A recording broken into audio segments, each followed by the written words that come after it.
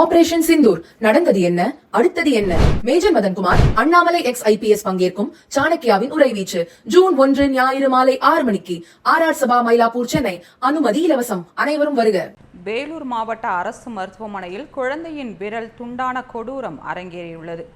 வேலூர் மாவட்டத்தைச் சேர்ந்தவர் விமல்ராஜ். அவரது மனைவி நிவேதாவை அவர் பிரசவத்திற்காக வேலூர் அடுகம்பாறை பகுதியில் செயல்பட்டு வரும் அரசு மருத்துவமனையில் சேர்த்தார். அவருக்கு ஆண் குழந்தை பிறந்தது. வழக்கமாக மருத்துவமனைகளில் குழந்தை பிறந்தவுடன் கையில் டேப் ஓட்டுவது வழக்கம். நிவேதாவின் குழந்தையின் கையில் ஓட்டப்பட்ட டேப்பை செவிலியர் வெட்டும் போது எதிர்பாராத விதமாக குழந்தையின் கை கட்டை விரலும் சேர்த்து வெட்டப்பட்டதாக கூறப்படுகிறது. இதனால் அதிர்ந்து போன பெற்றோர் மற்றும் உறவினர்கள் அங்கிருந்த மருத்துவமனை நிர்வாகத்தினரிடம் கடும் வாக்குவாதத்தில் ஈடுபட்டனர். தகவல் அறிந்து வந்த போலீசார் இந்த விவகாரம் குறித்து அரசு மருத்துவமனை நிர்வாகத்திடம் விசாரணை மேற்கொண்டனர். பின்னர் குழந்தையின் கை கட்டை விரலை துண்டித்த செவிலியர் மீது வழக்கு பதிவு செய்யப்பட்டது. தமிழகத்தின் அரசு மருத்துவமனைகளில் போதிய பணியாளர்கள் இல்லாததால் வேலைப்பளு காரணமாக பணியாளர்கள் அவசர கதியில் செயல்படுவதால் பல்வேறு தவறுகள் நடந்து வருகின்றன.